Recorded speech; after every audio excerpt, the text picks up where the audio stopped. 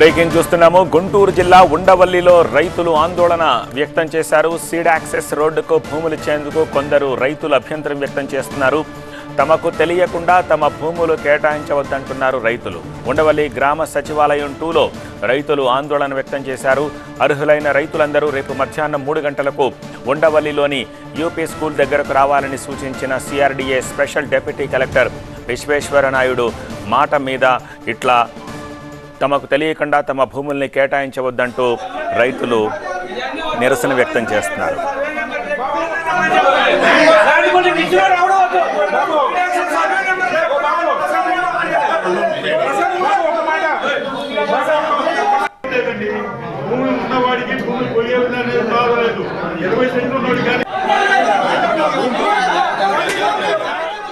Varicose veins వ్యాధికి కేవలం 30 నిమిషాల్లో చికిత్స. కాల్ చేయండి 9989527715.